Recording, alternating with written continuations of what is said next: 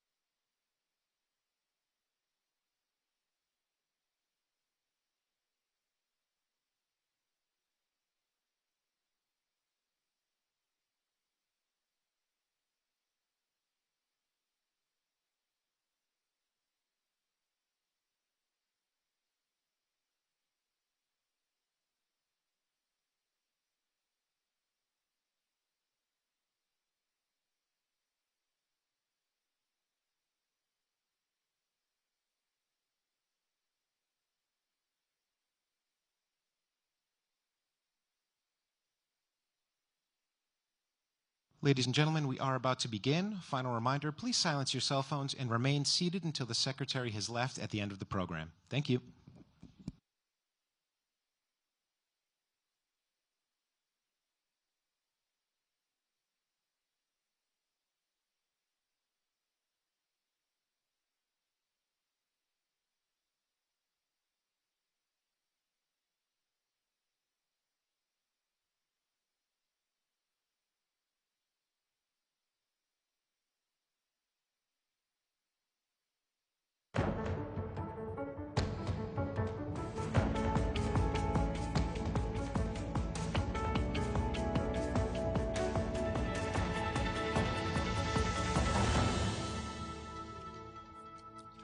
Greetings to those joining us in person here at our new headquarters in Washington, D.C., and virtually from around the world. I'm Fred Kemp, President and CEO of the Atlantic Council, and I'm pleased to welcome you to this edition of Atlantic Council Front Page, our premier platform for global leaders.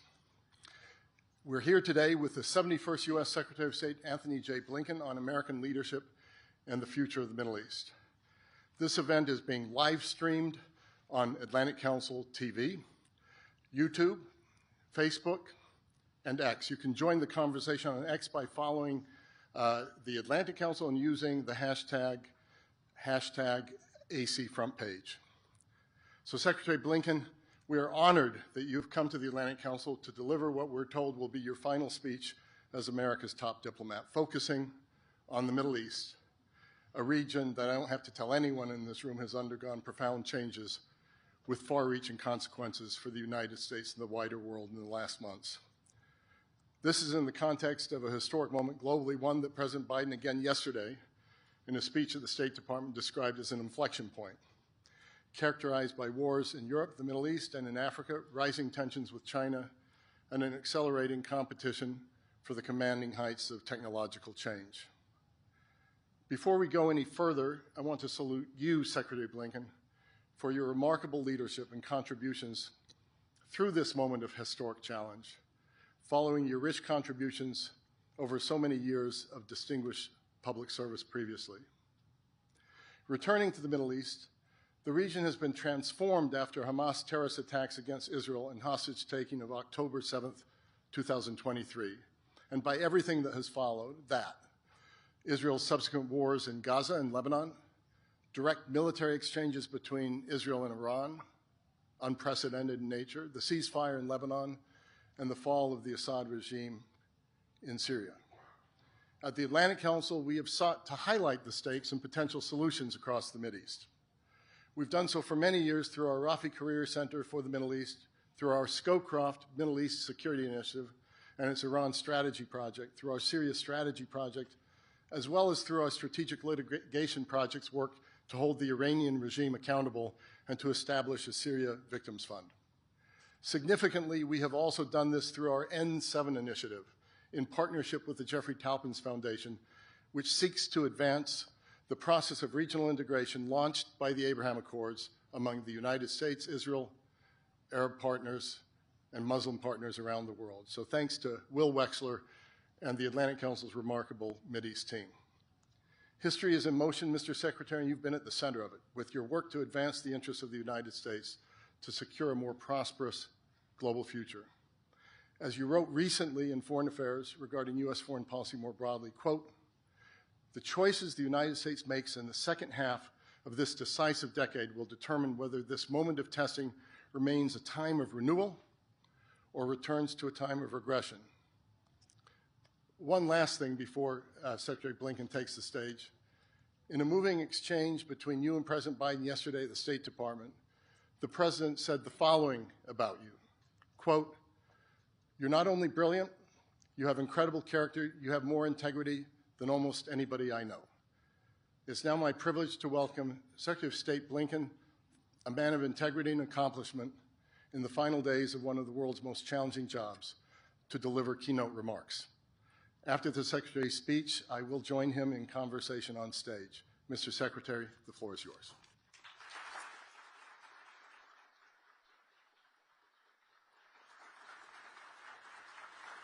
Thank you. Thank you very much. Thank you. Thank you. Well, good morning, everyone. And Fred, to you, thank you for that incredibly generous introduction. But thank you especially for your leadership of this council over nearly 2 decades. It's wonderful to be with you today. It's wonderful to be in this extraordinary new location. Back in the early 1960s, leading diplomats, public intellectuals, philanthropists, and others came together in Washington to create an organization that was founded on meeting the challenges of an increasingly interdependent world. In attendance, among others, Secretary of State Dean Rusk, who was blunt about what he thought would be most useful for this council. The department is hoping for initiative, research, and, if necessary, the boxing of State Department ears. That's exactly what the Council's delivered for more than 6.5 decades, starting with the transatlantic relationship, growing to incorporate expertise on other parts of the world, including the region that I want to talk about today, the Middle East. Now, from the outset, the Biden administration's primary goal in the Middle East was not to repeat the blunder of years past of trying to transform its governments or its societies, but rather to transform relations with, between, and among U.S. partners in the region. That's because we saw a more integrated region as more likely to be stable and secure, to deliver economic opportunity for its people, to find solutions to shared challenges from pandemics and terrorism to infrastructure and energy needs. A more integrated region is also in a stronger position to prevent any one of its neighbors from dominating the others, or any outside country from dominating the region, to deter aggression and nuclear proliferation, to avert, to de-escalate, to end conflict through diplomacy. We moved swiftly to pursue this vision. We deepened and broadened the Abraham Accords. We spearheaded new coalitions like I2U2, bringing together India, Israel, the United Arab Emirates, and the United States to tackle shared challenges. We announced a groundbreaking economic corridor connecting India, the Middle East, and Europe. We worked with the UN to mediate a truce in Yemen. We continued to lead and strengthen an 87-nation counter-ISIS coalition. In the wake of the Trump administration's unilateral and misguided exit from the Iran nuclear deal, we made clear there was a path to mutual return to compliance if Tehran was willing to take the steps necessary. At the same time, we strengthened America's robust sanctions regime on Iran and delivered on President Biden's commitment. You will forever be known as Bloody Blinken, Secretary of Genocide. You have the blood of hundreds of thousands of innocent people on your hands. We have spent Thank you. I respect your views. Please allow me to share mine.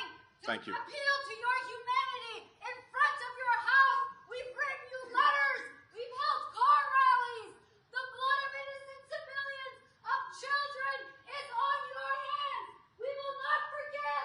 We will not forget. We will hold you accountable. We will hold you accountable.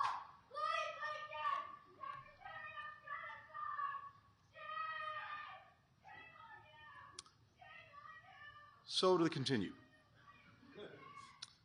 At the same time, we strengthened America's robust sanctions regime on Iran and delivered on President Biden's commitment that Iran would not obtain a nuclear weapon on his watch.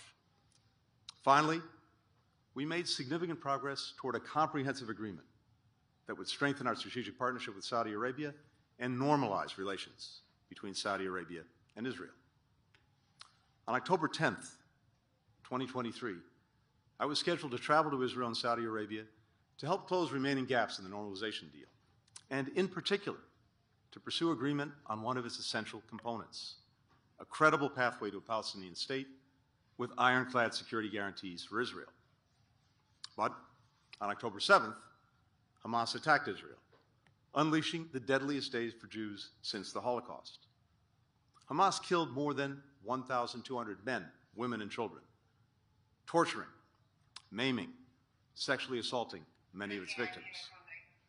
The overwhelming majority of Hamas's victims were civilians. They included citizens from more than 30 countries, among them 46 Americans. Hamas also took more than 250 people hostage, including some 30 children and 12 Americans. 7 of those Americans remain hostage to this day. Now, the timing of Hamas's attack was no accident. Israel's growing integration in the region, the prospect of normalization with Saudi Arabia, posed an existential threat to Hamas's power, its ambitions to dominate the Palestinian political landscape, its raison d'etre, which is the rejection of two states and the destruction of Israel. As notes recovered from meetings of Hamas's top officials would later reveal, Hamas sought to spark a regional war that would derail this agreement, knowing that doing so would inflict immense suffering on civilians on all sides, including the Palestinian people whose interests they claim to represent. In the wake of the attack, President Biden made clear the United States' unwavering commitment to help Israel defend itself and prevent another October 7th. He asserted his determination to avert a broader regional conflict with all the death and destruction that would bring. He took immediate steps to deter further aggression and prevent the conflict from spreading, deploying 2 of our largest aircraft carrier battle groups, fighter jets, warships, a guided missile submarine, and troops to the region. And he pledged unrelenting efforts to secure the release of the hostages. He became the first U.S. president to travel to Israel in wartime, telling the Israeli people directly, "You are not alone." He reminded Israel that while the country had a right, indeed an obligation, to defend itself, how it did so mattered. It was imperative to protect civilians and provide them with humanitarian assistance. These are the goals that I've worked to advance over a dozen trips to the region since October 7th.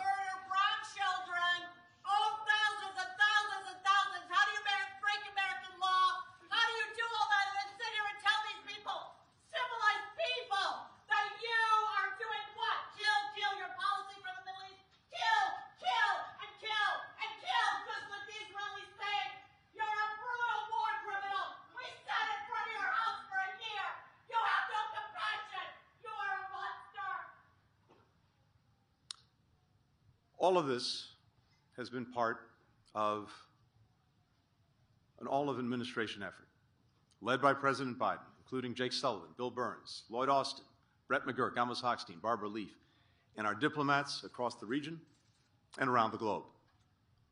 Now, more than 15 months later, Hamas's military and governance capacity has been decimated, and the masterminds behind the attack have been killed. Tehran is on its back foot. Its 2 missile attacks on Israel were thwarted by a coalition of regional partners that we assembled. Israel's response, which we played a central role in shaping, demolished Iran's air defenses, left Tehran's most sensitive military sites exposed and vulnerable, and sent a clear message of deterrence, while at the same time avoiding a dangerous escalatory cycle.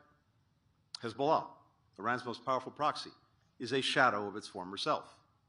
Its leadership eliminated. Its terrorist infrastructure of tunnels and weapons manufacturing ravaged. In Lebanon, Hezbollah's battered forces have retreated north of the Litani River as part of a U.S.-brokered ceasefire agreement. After Iran spent decades pouring billions of dollars into propping up Assad's murderous machinery, the Assad regime has fallen, and Tehran has retreated from Syria. None of Assad's patrons, not Iran, not Russia, not Hezbollah, were in a position to save him this time. All were bogged down in crises of their own making, which the United States effectively exacerbated. Iran has lost its overland supply route to Hezbollah. Many of the Assad regime's bases, weapons factories, and weapons, including illegal chemical weapons, have been destroyed by Israel. It's not just what we achieved, but also what we prevented. When I traveled across the region the days after October 7th, I heard from partners a palpable sense of alarm that regional war was coming. The combination of American diplomatic and military action and assistance to preserve and strengthen Israel's deterrent helped prevent that from happening in the weeks after October 7th and at multiple charged moments since. America's allies and partners, particularly in the Middle East, have taken note of who they can rely on to stand by their friends and who they cannot. Which powers work to diffuse crises and which powers stand back and do nothing or make problems worse. The balance of power in the Middle East is shifting dramatically and not in the way Hamas and its backers hoped or planned. And yet, the region remains rife with risk, from Syria's fragile political transition to Iran's desperation to restore its deterrence with all that could imply for its nuclear ambitions, to the Houthis' ongoing attacks on Israel and international shipping, to a dearth of opportunity, the repression of dissent and human rights in several countries. What's more, while the strategic gains made over the last 15 months are real, they have come at tremendous and excruciating costs. For the families of the kibbutzim, the concert goers, the children, the soldiers killed on October 7th attack, unfathomable grief persists. For those with loved ones and friends still being held hostage, every day brings more anguish from not knowing if their loved ones are suffering or even alive.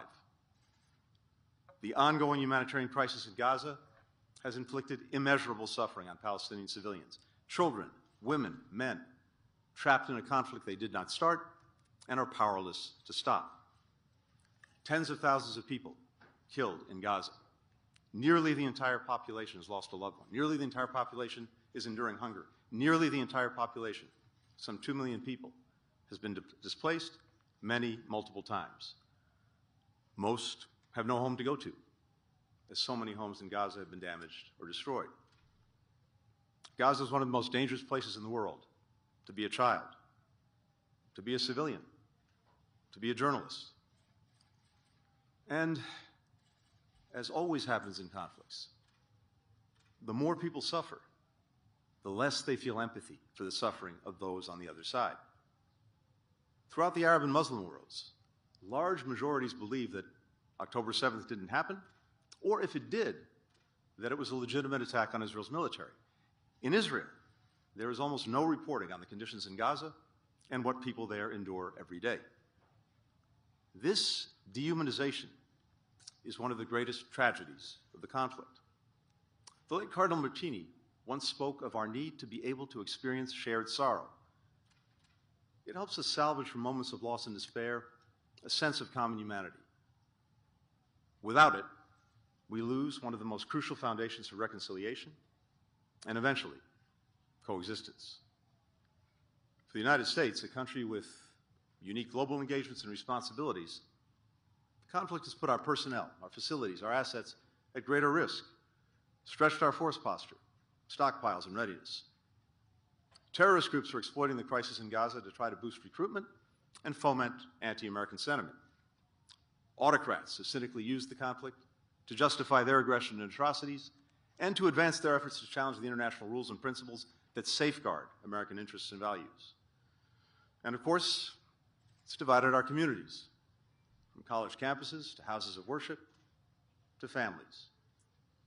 Given the costs, especially the human costs, we have a responsibility to ensure that the strategic gains of the last 15 months endure and lay the foundation for a better future. All too often in the Middle East, we've seen how the shoes of one dictator can be filled by another, or give way to conflict and chaos. How a nation can expel one outside power only to see another take its place. How stamping out one terrorist group can spawn even more lethal successors. So our imperative is not to turn back the clock to the way things were before October 7th.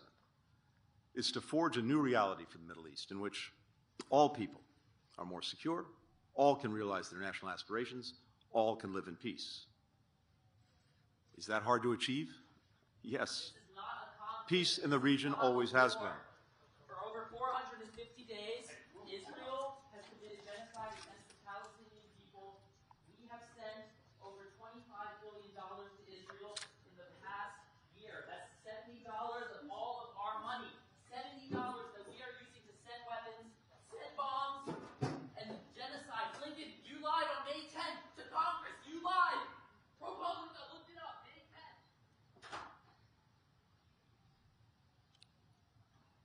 Is it hard? Yes. Is it impossible? No. Is it necessary? Absolutely yes. And that's why we pursued three interrelated diplomatic goals: brokering an enduring solution to the Israel-Hezbollah conflict, ending the war in Gaza, normalizing relations between Israel and Saudi Arabia, which will provide Palestinians and Israelis with the incentives and reassurances that they need to achieve their long-sought national aspirations. Israel has lived for far too long with an unsustainable situation in its northern border. Hezbollah, a terrorist organization whose stated goals include the destruction of Israel, controlled large swaths of Lebanon's territory, including lands south of the Litani River, in violation of the UN resolution that ended the last war between Israel and Hezbollah. Land Hezbollah used, with Iran's support, to train fighters, to stockpile arms, to build weapons and tunnels, to carry out deadly attacks on Israel. Starting on October 7th, Hezbollah launched thousands of missiles at Israeli communities without provocation, pledging to continue its attacks until Israel ended its military operation in Gaza. Hezbollah's aggression has come at grave cost for Israelis and Lebanese people alike. Some 70,000 Israelis have been forced from their homes along Israel's northern border. In Lebanon, thousands have been killed, a quarter of Lebanon's population displaced. Our goal in seeking a cessation of hostilities was not merely to pause the fighting and avert a broader regional war. Rather, we aim to prevent Hezbollah from reconstituting itself in a way that can threaten Israel or continue to hold the Lebanese state and the Lebanese people hostage. And we wanted to create conditions allowing displaced Israeli and Lebanese families to return safely to their homes. The arrangement that we brokered together with France meets those benchmarks. It empowers the government of Lebanon to retake control of its territory. It provides Lebanon's economy and security forces with much-needed aid and support. It preserves Israel's right to defend itself in accordance with international law. It achieves Israel's aim of delinking hostilities on its northern front from the war in Gaza. Just since the deal was signed, Israeli forces have started to withdraw from southern Lebanon. The Lebanese military is deployed in their place to ensure that remaining terrorist infrastructure is removed and Hezbollah does not return. The U.S. and France are working hour by hour to monitor the agreement and to address violations. And now, just 6 weeks after the deal, Lebanon's parliament voted overwhelmingly to elect a new president, the first time the country has had a national leader in more than 2 years. Just yesterday, it elected a new prime minister. Both are important steps to becoming a secure, sovereign, and successful nation, and to meeting the needs of the Lebanese people.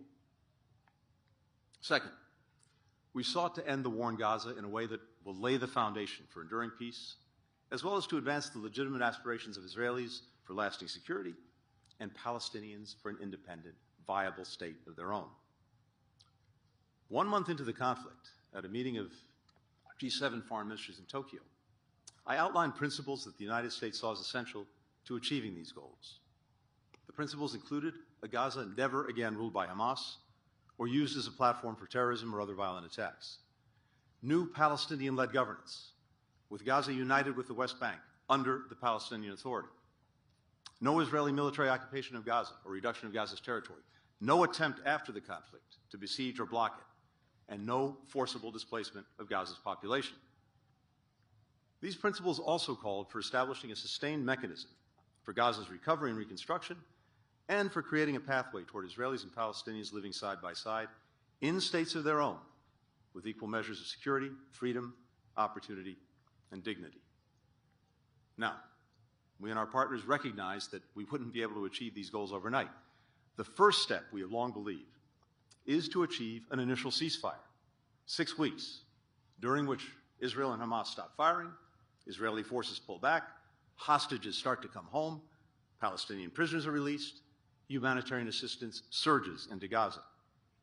It will also create space for finalizing a day-after plan to allow the full withdrawal of Israeli forces, to make the ceasefire permanent, and to bring the remaining hostages home. Once we assessed that Israel had achieved its main objective in Gaza of ensuring that Hamas was incapable of carrying out another October 7th, President Biden publicly set out his detailed ceasefire plan. We went around the world building support for the proposal. The UN Security Council swiftly adopted a resolution supporting it, with 14 members voting for it, not a single member voting against it. The Arab League, countries in the region and beyond, all affirmed their support. Hamas, the lone holdout, but now thoroughly isolated, finally accepted President Biden's framework. In the time since, we've worked relentlessly with Qatar and Egypt to negotiate the details of the agreement and its implementation. Now, at different moments, different parties have made it hard to finalize an agreement, or events have delayed or derailed its completion. For the past several months, Hamas has played the spoiler. But over the past several weeks, our intensive efforts have brought us to the brink of full and final agreement. On Sunday, the United States, Qatar, and Egypt put forward a final proposal. The ball is now in Hamas's court. If Hamas accepts, the deal is ready to be concluded and implemented. I believe we will get a ceasefire, And whether we get there in the remaining days of our administration or after January 20th, I believe the deal will follow closely the terms of the agreement that President Biden put forward last May and our administration rallied the world behind. Now, from the outset, we also recognized that we couldn't afford to wait until a ceasefire to plan for what would follow it. For many months, we've been working intensively with our partners to develop a detailed post-conflict plan that would allow Israel to fully withdraw from Gaza, prevent Hamas from filling back in, and provide for Gaza's governance, security, and reconstruction, drawing on the principles that I originally set out in Tokyo. We will hand off that plan to the Trump administration to carry forward. But let me share a few of its core elements this morning.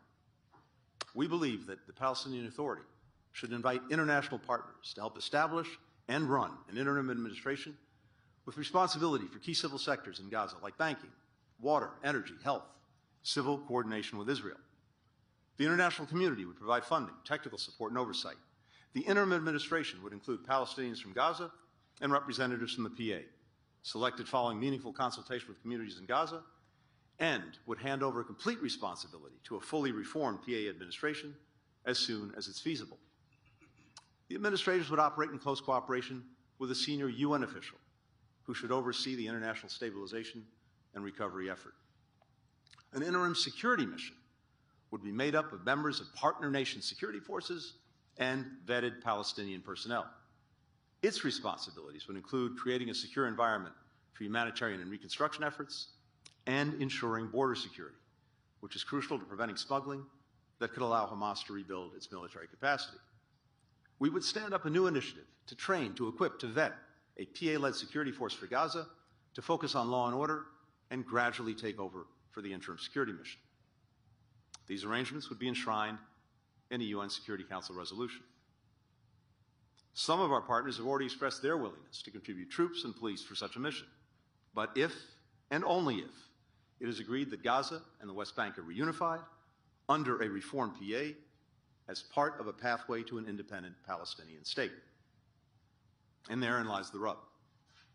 Reaching agreement will require all parties to summon the political will, to make hard decisions, to make hard compromises. Key regional and international actors will need to fully commit to supporting Palestinian-led governance and preventing Hamas's return. The PA will need to carry out swift, far-reaching reform to build more transparent, accountable governance, continuing a process that it began last year. Israel will have to accept reuniting Gaza and the West Bank under the leadership of a reformed PA. And all must embrace a time-bound, conditions-based path toward forming an independent Palestinian state. These principles are mutually reinforcing.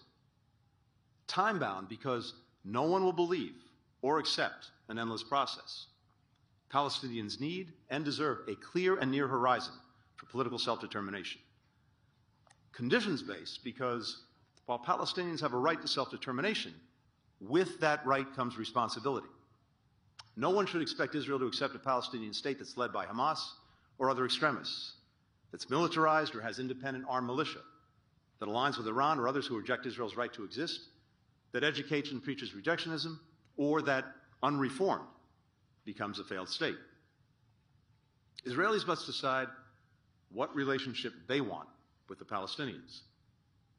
That cannot be the illusion that Palestinians will accept being a non-people without national rights. 7 million Israeli Jews and some 5 million Palestinians are rooted in the same land. Neither is going anywhere. Israelis must abandon the myth that they can carry out de facto annexation without cost and consequence to Israel's democracy, to its standing, to its security. Accepting a time-bound, conditions-based approach for Palestinian statehood will provide the political horizon that regional and international actors need to contribute the security forces and financial support necessary to help new Palestinian leaders govern, secure, and rebuild Gaza. Some in Israel argue that accepting a political horizon for the Palestinians would reward Hamas for October 7th. In fact, Hamas has tried to kill the idea of two states for decades. It hoped to destroy the Oslo Accords with relentless suicide bombs. It sought to strangle the Arab Peace Initiative by launching the horrific Passover attacks. Far from rewarding Hamas, accepting a political horizon would be the ultimate rebuke to its nihilistic agenda of death and destruction. We sincerely hope the parties will be prepared to make tough choices going forward. And yet, the unimpeachable reality is that up to this point, they've either failed to make these difficult decisions or acted in ways that put a deal and long-term peace further from reach. Israel's government has systematically undermined the capacity and legitimacy of the only viable alternative to Hamas, the Palestinian Authority. Consider funding. Israel continues to hold back PA tax revenues that it collects on behalf of the Palestinians, funds that belong to the Palestinians and that the PA needs to pay people who provide essential services like health care and security in the West Bank, which is vital to Israel's own security. Just this week, U.S. engagement led Israel to agree to unlock hundreds of millions of dollars in PA tax revenues, a welcome step. But these funds never should have been withheld in the first place. And Israel continues to hold more than $500 million in tax revenues that the PA urgently needs and the Palestinians are entitled to. In the West Bank, Israel is expanding official settlements and nationalizing land at a faster clip than any time in the last decade, while turning a blind eye to unprecedented growth in illegal outposts. Violent attacks by extremist settlers against Palestinian civilians have reached record levels. We've long made the point to the Israeli government that Hamas cannot be defeated by a military campaign alone, that without a clear alternative, a post-conflict plan, and a credible political horizon for the Palestinians, Hamas, or something just as abhorrent and dangerous, will grow back. That's exactly what's happened in northern Gaza since October 7th. Each time Israel completes its military operations and pulls back, Hamas militants regroup and reemerge because there's nothing else to fill the void. Indeed, we assess that Hamas has recruited almost as many new militants as it has lost.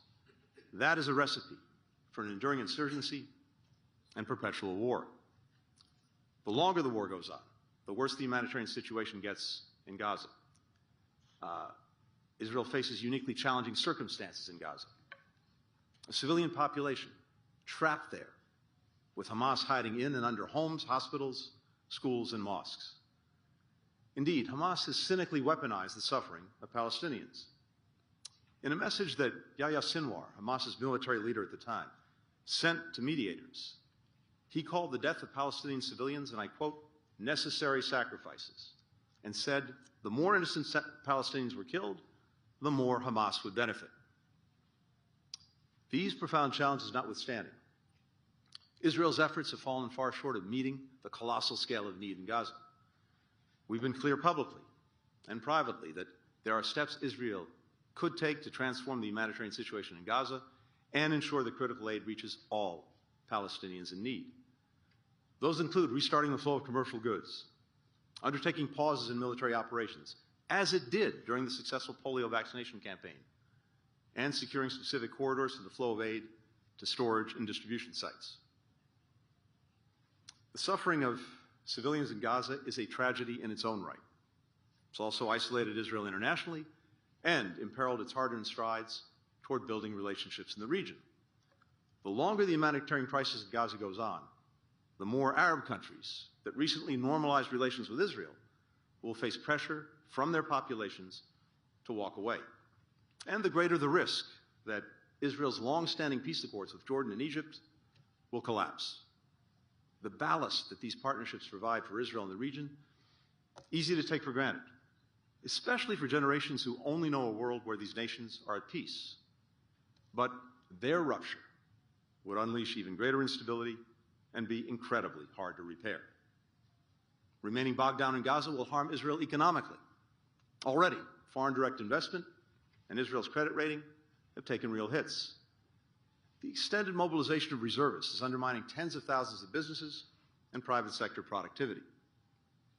For its part, the Palestinian Authority repeatedly failed to undertake long overdue reforms, like reining in corruption and a bloated bureaucracy, further eroding its support among Palestinians. The PA's refusal to consistently and unequivocally condemn Hamas in the killings of October 7th only entrenched doubts among Israelis that the two communities can ever live side by side in peace, as have the PA's payments to the families of terrorists and the anti-Semitic remarks of its leader. Many partners in the region and beyond have also been unwilling to publicly condemn Hamas. Amidst the chorus of condemnation of Israel, the silence about Hamas has been deafening. Where was the sustained and united demand for Hamas to release hostages, to put down its arms? Where was the urgent effort to crack down on the financing, the arms, the materials that Hamas employs to deadly effect? Where was the opprobrium for Hamas's heinous practice of hiding among civilians? Had countries around the world applied this collective pressure, Hamas's leaders might have been forced to make different decisions many months ago, and massive suffering might have been averted. Hamas especially has often chosen to sit back and wait, believing that the more time passed, the more Palestinians in Gaza suffered, the greater the chances that Iran, Hezbollah, and others would feel forced to attack Israel, sparking a wider war, the more international pressure would mount on Israel to unconditionally end its military operation, the greater the likelihood a rift would open between Israel and the United States. For its part, Israel has pursued its military campaign past the point of destroying Hamas's military capacity and killing the leaders responsible for October 7th, convinced that unrelenting military pressure was required to get Hamas to accept a ceasefire and hostage deal on Israel's terms. And Israel has held firm to the belief that any deviation from its intensive military effort would be interpreted by Hamas as a sign of weakness or declining will. Some have questioned whether a different policy and approach would have changed this dynamic, whether we put too much pressure on Israel, on Hamas, on Iran, or not enough. We have debated these questions vigorously within the administration, within the State Department, where we benefited from a range of different views. Some believe, by privately and publicly seeking to restrain and reshape Israel's military operations, we held it back from inflicting even greater damage on Iran, on Hamas, on Hezbollah, on other adversaries. Others believe we enabled the Israeli government to pursue a military campaign that was disproportionate, self-defeating, and counter to U.S. interests. It is crucial to ask questions like these, which will be studied for years to come. I wish I could stand here today and tell you with certainty that we got every decision right. I cannot. I wish I could tell you that leaders in the region always put their people's interests ahead of their own interests. They did not. But what I can tell you is this. First, we continue to believe the best way to create a more stable, secure, and prosperous Middle East and deal a lasting blow to Iran, Hamas, Hezbollah, and the entire so-called axis of resistance is through forging a more integrated region. And the key to achieving that integration, now more than ever, is ending this conflict in a way that realizes the long-standing aspirations of both Israelis and Palestinians to live with peace and security in states of their own. Second, as much influence as the United States wields in the Middle East, we can't dictate outcomes. In the end, whether the region takes the path toward greater integration will ultimately come down not to us, but to the decisions of its leaders and the decisions of its people. Finally, we stand here today with a historic window of opportunity still open. While seizing it cannot bring back the innocent Israeli and Palestinian lives lost, it will prevent more lives from being taken. It will break the cycle of violence and bloodshed. We must not squander this chance. Israel's most deep-rooted desire from its founding has been to be accepted and treated as a normal state in the region and the world, with all the rights and responsibilities that implies. At the same time, in Israeli hearts and minds lies the conviction that past efforts at peace have been met with rejection, violent resistance, greater insecurity, with Camp David leading to the Second Intifada, the unilateral withdrawals from Lebanon and Gaza, leading to Hezbollah and to Hamas. In the wake of October 7th, convincing Israelis otherwise will be a necessary and major undertaking. The prospect of normalization between Israel and Saudi Arabia represents the best opportunity to achieve the long-sought goal of Israel's greater integration in the region. And it's also the best incentive to get the parties to make tough decisions necessary to fully realize the aspirations of both Israelis and Palestinians and cut the Gordian knot that has held back progress up to this point. Much of the heavy lifting for normalization is complete. including negotiations on complex U.S.-Saudi elements of an agreement. These elements include a strategic alliance agreement that establishes Saudi Arabia as a treaty ally of the United States, a defense cooperation agreement that enhances military coordination and builds integrated capabilities, an energy agreement that includes civil nuclear cooperation, and an economic agreement to bolster bilateral trade and investment. For both sides, October 7th has raised the stakes of the normalization deal. For Saudi Arabia, advancing efforts to realize Palestinian self-determination was always a key component. But now, the need to end the war in Gaza and for a credible road to Palestinian statehood is all the more urgent for Riyadh. For Israel, October 7th and its aftermath have underscored that a more integrated region and security architecture can best address threats to its security and isolate its enemies. That is exactly what we saw in April and again in October when, with U.S. leadership, partners in the region and beyond came together in an unprecedented way to help defend Israel against Iran's unprecedented direct missile attacks. It also speaks to what the world could do to put Iran's nuclear program back in a box and ensure that Tehran never has a nuclear weapon. In 2021, a team of documentary filmmakers traveled around Gaza asking children a simple question: what is your dream? Many of the kids they interviewed looked to be 5 or 6 years old, about the same age as my own kids. A little girl dreamed of becoming a doctor. Why? The interviewer asked. To treat people in war, she said. A boy dreamed of becoming a pilot so that he could fly people out of the place where they were, so they could see the world, so they could be happy. A girl dreamed of being an engineer so she could help rebuild homes that had been destroyed. A boy said his dream was to see the country under my hands develop into a beautiful place. I know Israeli girls and boys have very similar dreams. They dream of no longer saying goodbye to older siblings and parents going off to war, of not spending nights in bomb shelters or getting onto a school bus that's attacked by terrorists. They dream of returning to homes that they fled, of making destroyed communities beautiful again. Another path is possible. We've seen it, a path toward greater integration, greater opportunity, toward peace, with lasting security. I believe that because of the foundations we put in place, both before and after October 7th, that path is still open. And I believe that if leaders make the difficult decisions to walk that path, they'll not only have America by their side, but a power that no adversary can match. Generations of young people determined to reject the idea that conflict is inevitable and that enmity is inherited, and brave enough to embrace peaceful coexistence. I thank you very much for listening.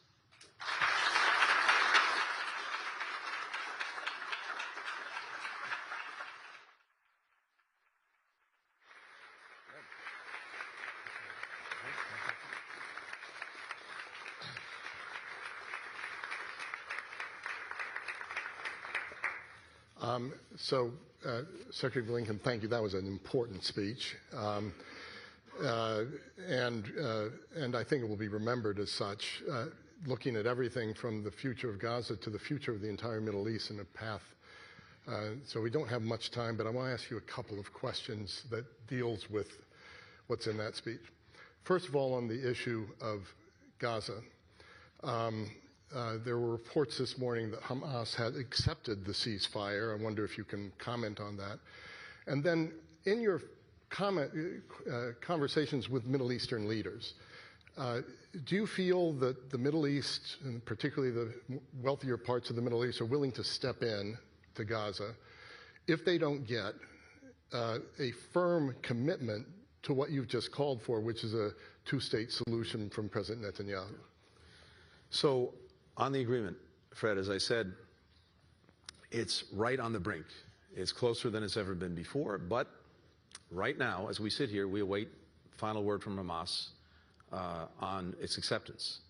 And until we get that word, we'll remain on the brink. That could come anytime. It could come in the hours ahead. It could come in the days ahead. That's what we're looking for. But what we've done over the last weeks, and especially over the last days, has put it right there. And the deal is there. It's ready to be fully and finally accepted. It's ready to be implemented. But right now, we've got to wait to get a final word from Hamas. In terms of what other countries would do, look, we've been talking with partners around the region and beyond for many months, as I said, to make sure that we were prepared for when we finally got a ceasefire. And what's clear is that while, of course, there's an ongoing determination to do whatever countries can for the humanitarian needs of Palestinians who are caught in this horrific crossfire of Hamas's making, in terms of actually investing in the future of Gaza, in its reconstruction, in security, countries will be very reluctant, absent some kind of clear political horizon. Because in their view, and it's a view that I share, absent that, they're simply going to be investing in something that only is going to end up right back where it is now at some point in the future. So I think there's a very strong and widely held belief in the region and beyond that dealing with the threat posed by Hamas militarily may be necessary, but it's insufficient. And absent a political dimension, what we're looking at ultimately is an enduring insurgency that will bleed and drain Israel and a perpetual war. So that is something that is essential to partners throughout the region. What you talked about a little bit less in the speech was Iran and the pathway to the future that you're painting. A lot depends on which way does Iran go. There have been all sorts of reports about discussions within the Biden administration about potentially even striking nuclear sites in Iran under certain conditions. Can you talk a little bit about what you think the situation is with Iran? How does one look at the nuclear sites? What advice are you going to give those that succeed you in the Trump administration? Look, President Biden's been very clear. He was determined that Iran would not acquire a nuclear weapon on his watch, and it won't. Now, we had a big part of Iran's nuclear program in a box with the Iran nuclear deal. The deal was focused on Iran's fissile material capacity. And what that deal did was to ensure that Iran could not produce fissile material for a nuclear weapon in less than a year's time. And so we would have plenty of time to see it if it broke out of the agreement and did that. Unfortunately, in pulling out of the deal and not replacing it with anything, Iran's now at a point where it can produce fissile material for a nuclear weapon in a matter of a week or two. Now, it doesn't have the weapon itself. That's another part of the equation. But it's obviously in a much more dangerous place than it was when we had it boxed in with the nuclear agreement.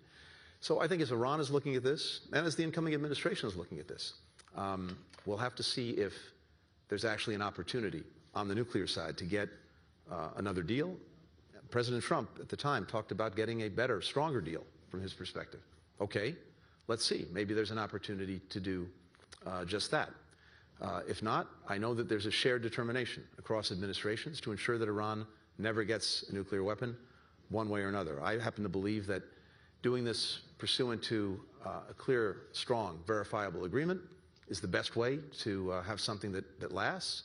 But one way or another, there's a determination in the United States across political parties that Iran not get a weapon. So a final question, and then I think we need to let you get back to the important work of bringing all this to a close if we can. The Atlantic Council is a place for dialogue. And what some of us heard today was unfortunate. We're not a bunch of screamers and shouters. We're people who try to argue out what's the right goal. But it doesn't surprise you or me that this region stirs up emotions. This path to the future, and let's not forget where Europe was up until 1945, before the European Union, before NATO, before all of that. You talked, I think, about Soviet normalization almost in that spirit.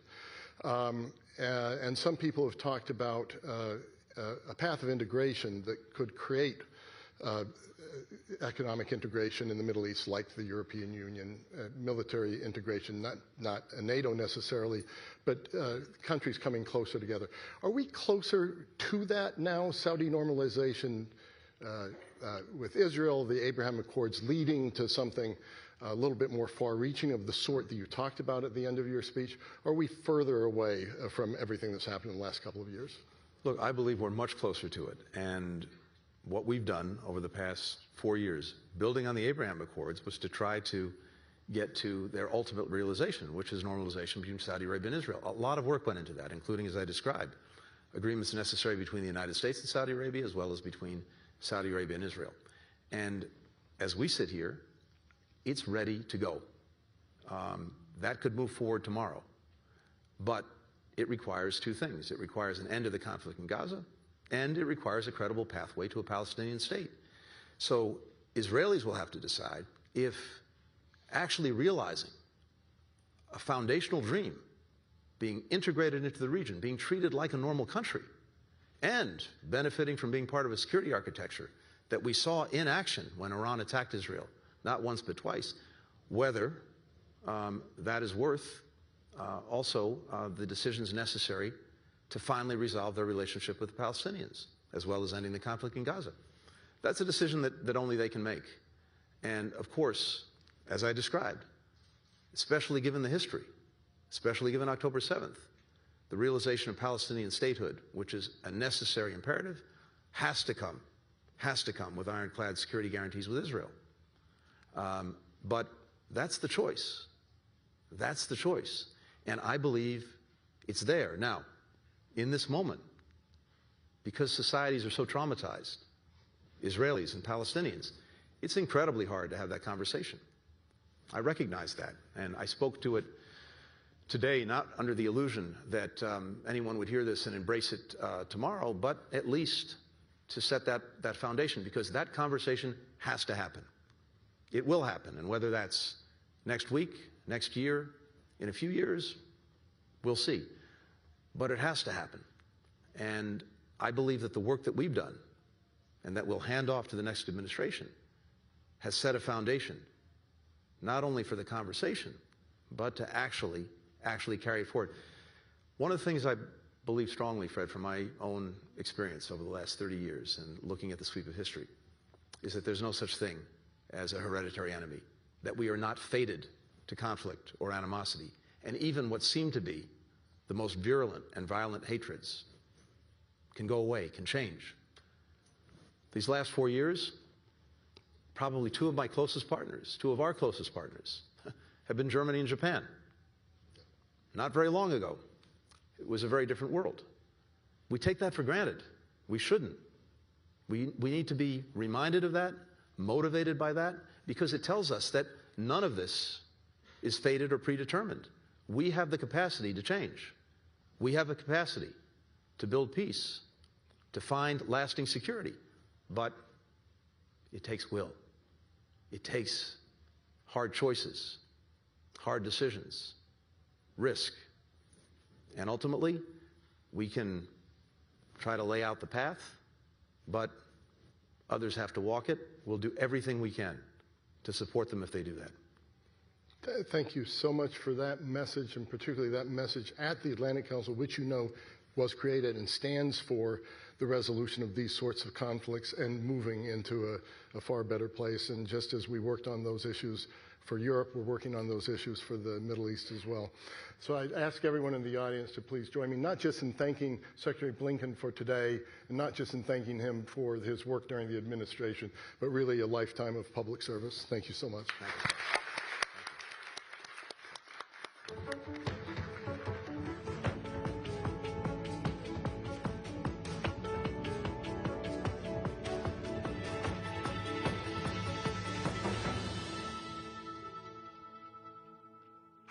Ladies and gentlemen, please remain seated until the Secretary is left. Please remain seated. Thank you.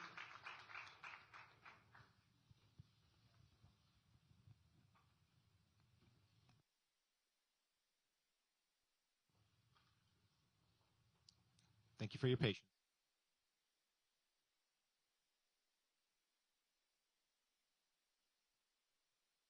Thank you for joining us, everyone.